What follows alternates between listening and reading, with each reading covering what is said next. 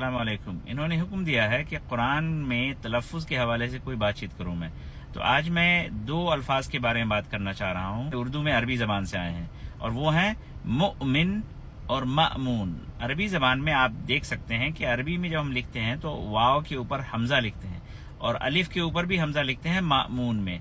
لیکن جب یہ دونوں الفاظ اردو زبان میں آئے تو ہم حمزہ نہیں لکھتے، حمزہ گر گیا۔ اس کی وجہ یہ ہے کہ حمزہ کا جو تلفظ عربی میں ہوتا ہے وہ اردو میں نہیں ہوتا ہے۔ جیسا کہ میں نے کہا کہ عربی میں مؤمن کہیں گے ہم، مؤمن، اور اسی طرح سے مأمون کہیں گے، لیکن اردو میں ہم کہتے ہیں مومن اور مامون۔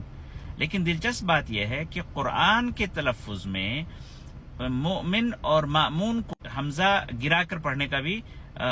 کی بھی روایت ہے، اور وہ ہے ورش کی۔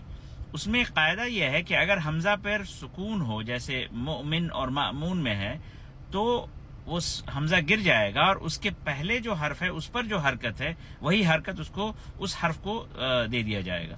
تو مؤمن میں میم پر پیش ہے، اس لیے حمزہ گرا کر ہم اسی میم پر جو پیش ہے اس کو لمبی آواز دیتے ہیں، تو وہ ہو جاتا ہے مومن۔ اسی طرح سے